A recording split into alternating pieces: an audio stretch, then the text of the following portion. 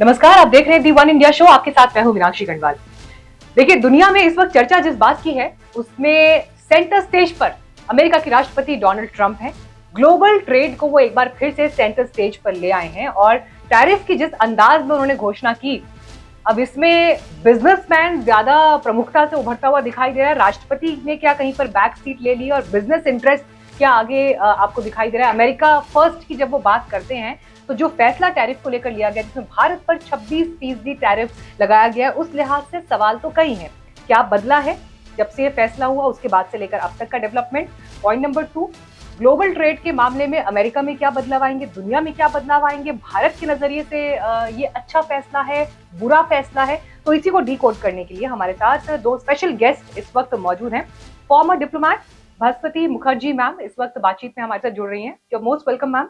हमारे साथ प्रसून शर्मा जी भी इस वक्त जुड़ गए हैं। आप हांगकांग यूनिवर्सिटी में ग्लोबल फेलो हैं, इंटरनेशनल फॉरेन पॉलिसी मैटर्स पर स्पेशल राय रखते हैं, एक्सपर्टीज रखते हैं। मैम, ट्रंप साहब की बात करना चाहूंगी। जिस अंदाज में उन्होंने ये घोषणा की, बोर्ड आता है रेसिप्रोकल टैरिफ का और थिएट्रिक्स उसमें ज्यादा दिखाई देते हैं। मतलब वो जिस अंदाज में उसकी, correct me if I am wrong, क्या इससे पहले कोई और प्रेसिडेंट्स भी ऐसा करते रहे हैं कि बोर्ड आ रहा है और उस बोर्ड में one by one her figure वो हर कॉलम की खुद पढ़ रहे हैं, हर रो की फिगर खुद पढ़ रहे हैं। इनफैक्ट अपने अंदाज में कहते हैं कि Vietnam loves me, I love Vietnam, and उसके बाद वो टैरिफ की घोषणा करते हैं। चाइना को कंट्रोल करने के लिए आपके लिए जो देश इंपॉर्टेंट हो सकते थे, वियतनाम उनमें से एक है, मलेशिया उनमें से एक है, हांगकांग उनमें मलेशिया उनमें से एक है। अब यहाँ पर समस्या ये आती है कि जब आप वियतनाम पर भी उस तरह से टैरिफ लगाते हैं और जहां पर ऑलरेडी बहुत सी अमेरिकन कंपनीज काम कर रही हैं, जिनका बेस है, जिनके हेड ऑफिस वहां पर है, जो वहां पर प्रोडक्शन कर रही हैं, बिजनेस कर रही हैं, तो आपका ये फैसला अमेरिका को भी तो वहां उनकी जमीन पर प्रभावित करेगा। और इसीलिए मैंने कहा कि ये जो डिसीजन है डोनाल्ड ट्रंप का, ये अनफेयर ट्रेड की दिशा में एक बिजनेसमैन के नजरिए से, जो एक वो बिजनेस वाली जो कॉलिंग होती है ना अंदर से कि ये करना है हमें, तो आपने वो फैसला ले दिया। लेकिन कहीं ऐसा तो नहीं कि ये अमेरिका को इकोनॉमिक आइसोलेशन के पॉइंट पर लाकर खड़ा कर देगा दुनिया में? नहीं, मैं तो सोचती हूँ कि प्रेसिडेंट ट्रम्प जैसे प्रेसिडेंट यूनाइटेड स्टेट्स में कभी हुआ ही नहीं, एंड आई डोंट थिंक कभी होगा। यूनिक है और उनके स्टाइल भी यूनिक है। पर इस मामले में हम लोग फायदा उठा सकते हैं। मैं एक एग्जांपल देती हूँ। हम लोग 22 साल से यूरोपियन यूनियन के साथ नेगोशिएट कर रहे हैं। बीटीआईए कहते हैं उसको इंग्लिश में। अब जो मैं देख रही हूँ, जो पॉजिटिव सिग्नल्स आ रहे हैं कि उनको इतने बैशिंग हुआ है यूएस से कि अब वो हमारे साथ ज्यादा फ्लेक्सिबिलिटी दिखाएंगे। जो हमारे कंसर्न्स है, एग्रीकल्चरल लॉबी एक्सेट्रा, उसको हम ओपन अप नहीं कर सकते हैं। एंड मोर ओवर, जब हम लोग ट्रेड एग्रीमेंट करते हैं between developed and develop emerging country, तो वी एक्सपेक्ट कि वो लोग हमें थोड़ा कंसेशन दे दे, क्योंकि हम उनके डेवलपमेंट लेवल पे अभी तक नहीं पहुंचे हैं, तो कंसेशन तो देना ही है। उसी बेसिस पे हम लोग यूएस के साथ कर रहे हैं, यूके के साथ और ईयू के साथ। पर ये तो श्योर है कि जो प्रेसिडेंट ट्रम्प है, जिस तरीके से आप कह रहे हो बिल्कुल सही कि कोई अमेरिकन प्रेसिडेंट ने कोई बोर्ड उठा के नहीं दिखाए, पर ये जो है ये जस्ट प्लेन थिएटर है। उनका स्टाइल ऐसे है, थिएट्रिक्स। जैसे कि शुरू में उन्होंने कहा कि मैं पनामा कनाल को अनेक्ट करूंगा, मैं कनाडा को अनेक्ट करूंगा, मैं ग्रीनलैंड को अनेक्ट करूंगा। फिर हमें बताया गया कि उन्होंने सोचा था कि Greenland is Iceland, Iceland is Greenland. He didn't know कि ग्रीनलैंड में बहुत ज्यादा आइस है और आइसलैंड में बहुत कम आइस है। तो दीज आर ट्रांजैक्शनल वेज। उनका उनका जो स्टाइल है यूनिक है।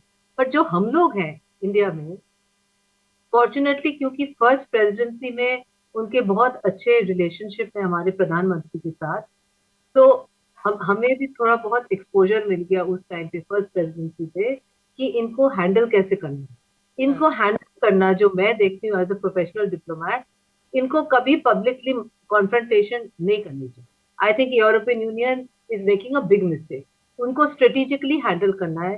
स्ट्रेटेजिकली हैंडल करने का मतलब है वो बहुत सेंसिटिव आदमी है, हाइपर सेंसिटिव। वो औरों को दुख देते हैं, पर उनको कोई दुख दे तो सीधा बदला लेंगे। जैसे कि बच्चे किंडरगार्टन में खेलते हैं वैसे। तो बिल्कुल। इनको पब्लिकली ना बेइज्जती करना है, ना दुख देना है, ना कॉन्फ्रंटेशन करना है।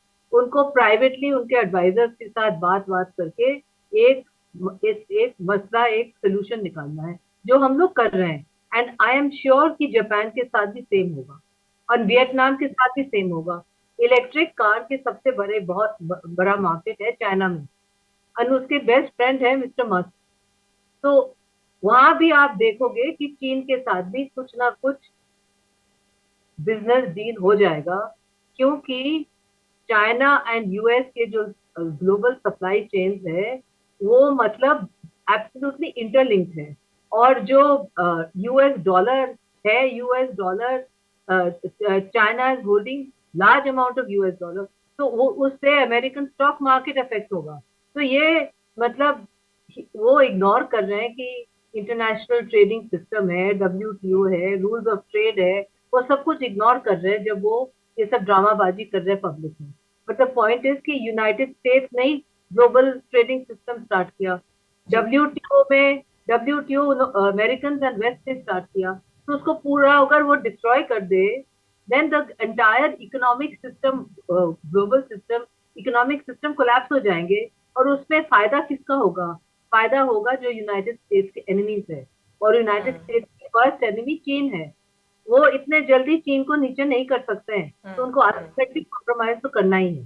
तो हम्म। आई थिंक हमें बहुत कूलली एंड कामली, जैसे कहते हैं ना, जैसे लोग योगा करते हैं, डीप ब्रीदिंग करके इसको इसको रिजॉल्व करना है।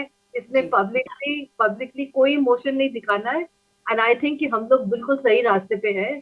हमारे इनफैक्ट मैंने सुना है कि हमारे नेगोशिएशन उनके साथ बहुत एडवांस स्टेज पे है, और हम्म। दोनों साइड के नेगोशिएटर्स बहुत सेंसिबल लोग हैं। मतलब ट्रम्प के टीम और हमारे टीम बहुत सेंसिबल है, और हम लोग बहुत कूलली एंड कामली नेगोशिएट कर रहे हैं। तो I am I hope. Sure ma'am, आपकी एक्सपर्टीज और अंडरस्टैंडिंग कम से कम यहाँ देश में अभी जो लोग इस प्रोग्राम को देख रहे हैं उन्हें कम से कम थोड़ी राहत जरूर देगी, क्योंकि जब कल जिस तरह से न्यूज फ्लैश होनी शुरू हुई कि ये डिसीजन हो गया है और अब किस तरह के प्रभाव आएंगे, तो घर बैठा आजकल सबके हाथ में मोबाइल है और डेटा सबको अवेलेबल है, तो खबरें बहुत तेजी से प्रसारित होती हैं। इवन बिफोर उसके एनालिसिस लोगों तक हर एक अपडेट जो है वो पहुंच चुका होता है, और लोग इस बारे में भी सोच रहे थे कि क्या इम्पैक्ट होने वाला है। फैसले होने से लेकर, घोषणा होने से लेकर अब तक में क्या बदला है, सबसे पहले आप हमारे दर्शकों को ये बताएं। ये एक्सपेक्टेड तो था ही कि वो कुछ अनाउंसमेंट जरूर करेंगे, और इसके लिए भारत पहले से प्रिपेयर था। ऑल्दो हमने बहुत अर्ली स्टेज पे एंगेजमेंट शुरू कर दिया था। जब इनकी ओथ सेरेमनी थी तब से ही हमारा जो एस्टैब्लिशमेंट है उनके टच में रहा। तो वी वर ट्राइंग कि कुछ पब्लिक स्टेटमेंट से पहले हम कुछ चीजें इनसे क्लैरिफाई कर लें, और कुछ चीजें हमने क्लैरिफाई की है। जैसे हम बायलैटरल ट्रेड एग्रीमेंट के बारे में उनको राजी कर दिया है, ताकि हमारे पास विंडो हो हम्म। बायलैटरली नेगोशिएट करने की। और आई थिंक इस पब्लिक अनाउंसमेंट के बाद भी वो विंडो अभी भी है भारत के पास ट्रम्प एडमिनिस्ट्रेशन के साथ नेगोशिएशन करने की।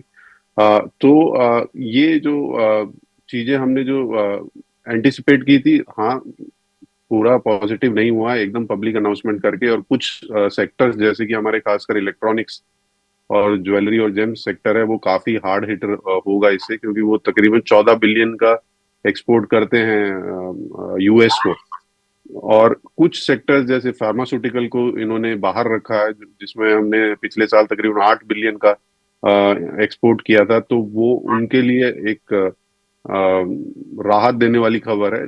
तो ओवरऑल इस पूरे जजमेंट को हम सेक्टोरल वाइज हमें इंटरनली जज करना पड़ेगा, और सेकेंडली बाकी जो हमारे ग्लोबल कॉम्पिटिटिव्स हैं सेक्टर वाइज, जैसे चाइना, वियतनाम टेक्सटाइल में, या बांग्लादेश है, उन पे क्या टैरिफ इम्पोज हुआ है, वो भी एक ग्लोबल नैरेटिव सेट करेगा ये सप्लाई चेन और ग्लोबल इकोनॉमिक्स का।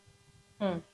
देखिए, जब चाइना जिस अंदाज में काम करता है और बिजनेस को लेकर जिस तरह से उसने अपने पैर पसारे हैं, सिर्फ एशियन कॉन्टिनेंट में ही नहीं, लेकिन ओवरऑल वर्ल्ड में जो उनकी बिजनेस को लेकर स्ट्रैटेजी है, अगर चाइना पर अमेरिका के उठाए हुए कदमों का इम्पैक्ट उनको टेंशन देता है, तो भारत के लिए यहाँ पर क्या अपॉर्चुनिटी डेवलप होते हुए आप देख रहे हैं? पहली तो बात, अगर आप देखिए जो वर्ल्ड ऑर्डर है, और एक तरफ दो मेच्योर लीडर हैं with like at least 10 years of experience, PM Modi और प्रेसिडेंट शी जिनपिंग जो अपनी पोजीशन में है, और ट्रम्प अभी आए हैं जो ज्यादातर ये जो अनाउंसमेंट वो एक अपने फॉलोअर्स को यूफोरिया या वो करने के लिए वो स्टेटमेंट्स यूज कर रहे हैं। तो मेरे हिसाब से दूसरी ओर जो एशियन लीडर्स हैं वो काफी मेच्योर हैं। और सेकेंडली भारत की बात करें तो भारत ने एक और यूनिक चीज की है जो उनकी सेकंड लाइन इन कमांड है डोनाल्ड ट्रंप की। उसके साथ एंगेजमेंट भी काफी अच्छे लेवल पे है हमारी।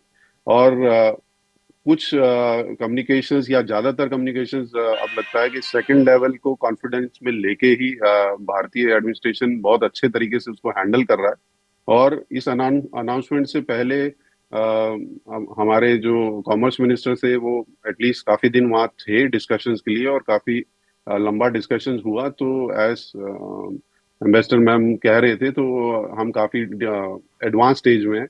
तो दो या तीन अपॉर्चुनिटी भारत के लिए है। एक तो इकोनॉमिक या बिजनेस सेंस में जो जो हमारे सेक्टर्स दो तरीके से उसका एडवांसमेंट ले सकते हैं। जो तो हमारे कॉम्पिटिटर ग्लोबल चैलेंजेस हैं, जैसे टेक्सटाइल में बांग्लादेश है, वियतनाम है, उन पे टैरिफ ज्यादा लगा है और हमारे पे कम लगा है, तो हमारा टेक्सटाइल का एक्सपोर्ट बढ़ सकता है। सेकेंडली, अगर सेक्टोरल आर्म फार्मास्यूटिकल जो पूरा ही एग्जाम्प्ट किया गया है और वो हमारा ग्रोइंग मार्केट है, तो वो भी बढ़ सकता है। थर्डली, अगर भारत ये मास्टर कर लेता है कि ट्रम्प नेगोशिएशन एडमिनिस्ट्रेशन के साथ कैसे नेगोशिएट करना और एक चैनल क्रिएट करना है, तो आई थिंक उसका थोड़ा सा एडवांटेज हम देख रहे हैं कि काफी वर्ल्ड लीडर्स न्यू दिल्ली की तरफ ट्रैवल कर रहे हैं अपने कंसर्न्स लेके, या भारत के साथ जो रिलेशनशिप है वो सुदृढ़ करने के लिए। तो एक ग्लोबल सेंटर हो सकता है भारत आने वाले समय में, या ऑलरेडी हो चुका है। अगर आप ओके। देखिए जिस तरह के ट्रैवल्स हो रहे हैं भारत में फॉरेन लीडर्स के, तो एक तो हमारा इकोनॉमिक वे में कुछ सेक्टर्स में हम उसको लेवरेज ले सकते हैं, जहाँ पे जो सप्लाई चेन ब्रोकन होगी इसकी वजह से बाकी कंट्रीज पे जो टैरिफ लगा है उस पे हम लेवरेज कर सकते हैं। थर्डली, जो इम्पैक्टेड रीजन है, खासकर ईयू या अदर वेस्टर्न कंट्रीज जो कि अब प्रोडक्ट्स या अदर इंडस्ट्रीज हब्स को कनेक्ट करना चाह रहे हैं, वो हमारे साथ खुलेंगे। और लास्टली, हमारा जो जियो पॉलिटिकल एंगल है, मेरे ख्याल से वो मजबूत होगा, क्योंकि ना सिर्फ ट्रम्प और बाकी जो देश हैं वो भी भारत के साथ एंगेज होंगे जियो पॉलिटिकल रिलेशनशिप के लिए। बासमती मैम, देखिए जिस तरह से फैसला हुआ है उस पर रिएक्शंस तो बहुत तेजी से आने ही थे, लेकिन मैं ये चाहूंगी कि पॉइंट वाइज पॉइंट आप हमारे दर्शकों के लिए इसको एक बेटर तरीके से एक्सप्लेन अगर कर पाएं। भारत सरकार ने जो रिस्पॉन्स दिया वो तो नपा तुला बड़ा सधा हुआ बयान है, अमूमन डिप्लोमेटिकली इसी तरह से स्टेटमेंट्स दिए जाते हैं, लेकिन उद्योग जगत इसे किस तरह से देख रहा है। और दूसरी सबसे बड़ी बात, जब डोनाल्ड ट्रंप के सपोर्टर्स ये कह रहे हैं कि ये बड़ा विजनरी फैसला है, अमेरिका विंस बिग, ये खुद ट्रंप इस बात को की घोषणा कर रहे हैं, लेकिन वाकई क्या ये इतना बढ़िया फैसला है, इतना शानदार फैसला है जिसे दुनिया इस नजर से देखे? क्योंकि जो आपके एलाइज हैं, आपके एलाइज पर भी तो इसका एक नेगेटिव इम्पैक्ट आया ना, जिनके साथ आपके अच्छे संबंध रहे हैं, अगर उन पर भी आप इतना कड़ा टैरिफ लगा रहे हैं, तो ये आगे चलकर क्या वर्ल्ड ऑर्डर को प्रभावित करेगा, इन ग्लोबली जो देशों के आपस में रिश्ते हैं उसको प्रभावित करेगा? मीनाक्षी जी, सबसे पहले जैसे प्रसून जी ने कहा, इसको पहले एग्जामिन करना है हमारे अपने इंडियन पर्सपेक्टिव से। और एब्सोल्युटली। जैसे जैसे उन्होंने समझाया कि हमारे कुछ सेक्टर्स इम्पैक्टेड नहीं है, और जो इम्पैक्टेड है वो हम पीछे से इसके बारे में नेगोशिएट कर रहे हैं। ये बहुत इंपॉर्टेंट है समझना कि डोनाल्ड ट्रंप जो है वो ट्रांजैक्शनल बिजनेस प्रेसिडेंट है, फर्स्ट एंड फॉरमोस्ट। वो पॉलिटिशियन नहीं है, पहले ट्रांजैक्शनल बिजनेस प्रेसिडेंट है। तो वो अनाउंसमेंट करके ये हम लोगों के ऊपर तो है ही प्रेशर टैक्टिक, बट जो औरों के ऊपर, जैसे यूरोपियन यूनियन, जिनके हेड ने टीवी पे कहा, आज सुबह मैंने बीबीसी में सुना कि उन्होंने कहा कि आप एक यूरोपियन कंट्री को टारगेट करोगे तो पूरे ईयू आपको टारगेट करेंगे। तो वो जो है वो मसला कुछ और ही है, क्योंकि वहां पर एंटेगनिस्टिक तरीके से वो प्रॉब्लम को फेस कर रहे हैं यूरोपियन यूनियन, चाइना और यूनाइटेड स्टेट्स। जो इंडिया है, जो जापान है और जो वियतनाम है, हम तीनों देश इसको बहुत कामली बिहाइंड द डोर सेटल कर रहे हैं, ताकि इसका जो इम्पैक्ट है मिनिमम हो। और ये आज कह रहे हैं 26%, पर हो सकता है कि 3-4 दिन के बाद में कुछ परसेंटेज रोल बैक करेंगे, जैसे औरों के साथ भी किया है। बट एडिशनल पॉइंट जो आपने कहा मीनाक्षी जी, वो बहुत इंपॉर्टेंट है कि ग्लोबलाइज्ड वर्ल्ड में जब आप इस तरीके से टैरिफ को यूज कर रहे हो, आप टैरिफ को वेपनाइज करके टैरिफ को यूज कर रहे हो आपके अलाइज और स्ट्रेटेजिक पार्टनर्स को टारगेट करने के लिए, तो अल्टीमेटली अगर ग्लोबल इकोनॉमी इम्पैक्ट हो जाए क्रूशियल सेक्टर्स में, तो उसमें कोई गारंटी नहीं है कि यूनाइटेड स्टेट्स उसमें 100% विक्टर बनेगी। जैसे कि ऑटोमोबाइल इंडस्ट्री यूएस के लिए बहुत इंपॉर्टेंट है। ऑटोमोबाइल इंडस्ट्री यूएस में शायद पॉजिटिवली डेवलप करेंगे ये टैरिफ की वजह से, पर जो बाकी चीजें हैं, फॉर इंस्टेंस वो लोग रेयर रेयर मिनरल्स वगैरह लेते हैं और देशों से, अगर वो लोग उसके ऊपर बहुत हाई टैरिफ लगाए तो उनके मैन्युफैक्चरिंग सेक्टर तो बहुत बुरी तरह से इम्पैक्ट होगा। क्योंकि आज की जो दुनिया दुनिया है 2025 से, उसमें according to international trading system आप सिर्फ वहां पर यूनिलैटरली थ्रोन के ऊपर बैठ के आप औरों के ऊपर टैरिफ थ्रो कर रहे हो। वो लोग अगर टैरिफ के साथ आपको हिट करे तो आपकी इकोनॉमी भी हिट होगा, पर हम लोग उस कैटेगरी में नहीं है। हम लोग उस कैटेगरी में है जो शुरू से क्लियरली कहा कि हमें इसको क्वाइटली नेगोशिएट करके सॉर्ट आउट करना है। उस कैटेगरी में मैं देखती हूँ दो और देश हैं, जापान एंड वियतनाम। ये तीन देश क्वाइटली नेगोशिएट करके इसको सॉर्ट आउट कर रहे हैं। And as far as Indian business is concern, मैंने तो अभी तक जो मैं फॉलो कर रही थी नेट वगैरह में, इसका इम्पैक्ट अभी तक तो इतनी स्ट्रांग नहीं है हमारी इकोनॉमी के ऊपर। और अगर हम इसको 1 हफ्ते 10 दिन में रिजॉल्व कर सकते हैं तो इम्पैक्ट ज्यादा नहीं होगा। आई वुड से कि impact will be very bad you के ऊपर, जो कॉन्फ्रंटेशनल पाथ पे जा रहे हैं ट्रम्प के साथ। और जब जब ट्रम्प को आप कन्फ्रंट करोगे तो फिर वो बहुत ज्यादा ऑब्स्टिनेट हो जाते हैं।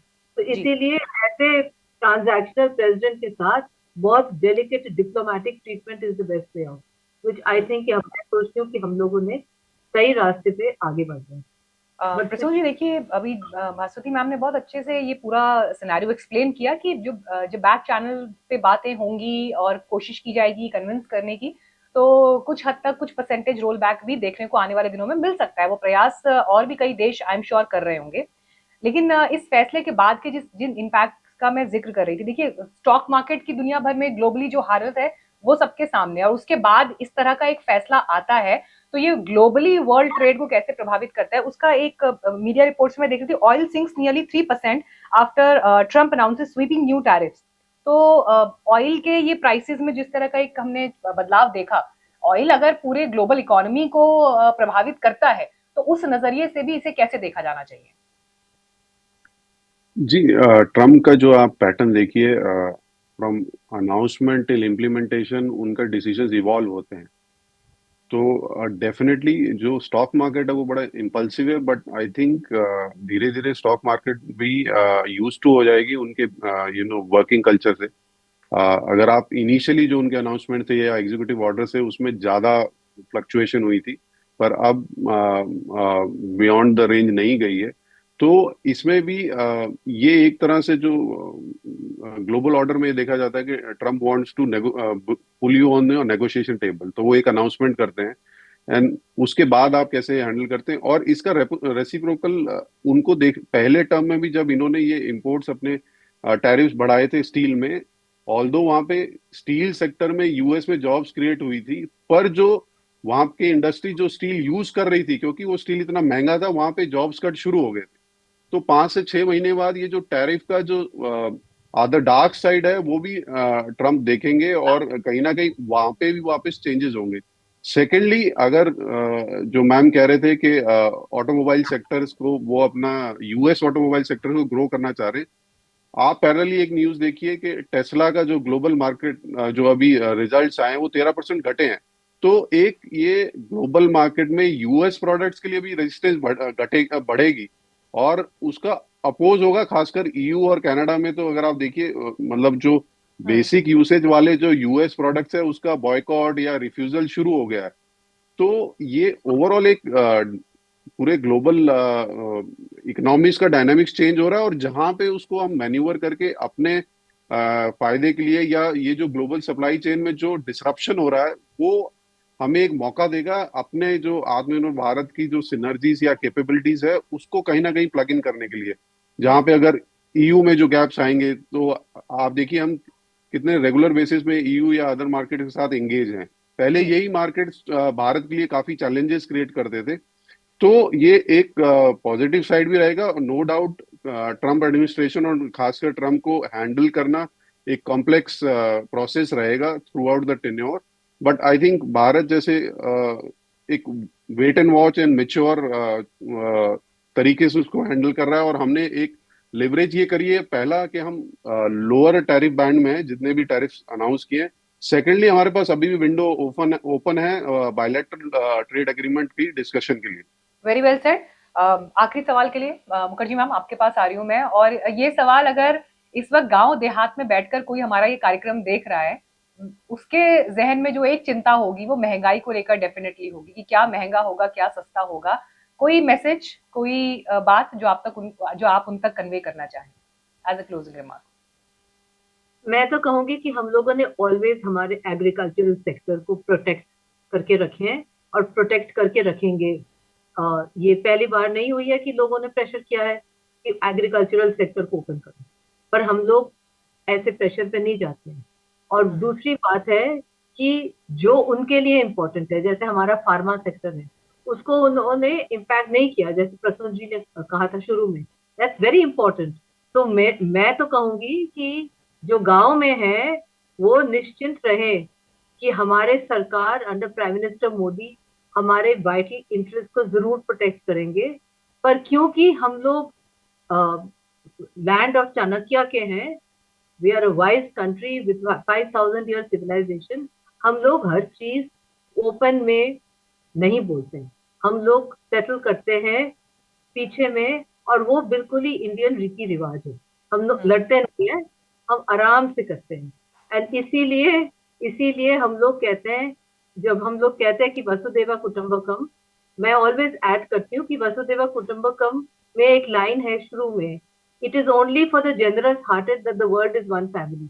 तो इसीलिए जब आप नेगोशिएट कर रहे हो जो जनरस हार्टेड नहीं है, तो मत एक्सपेक्ट कीजिए कि आपके जैसे हैं। पर कोई बात नहीं, हम लोग जनरस हार्टेड है और हम अपने लोगों को प्रोटेक्ट करेंगे, और जब हम नेगोशिएट करेंगे उनके वाइटल इंटरेस्ट को जरूर सबसे पहले सोचेंगे। ये हमारी कमिटमेंट है हमारे सरकार के, एंड आई एम कॉन्फिडेंट कि ये प्रॉब्लम भी as far as India is concern हम लोग निकल जाए।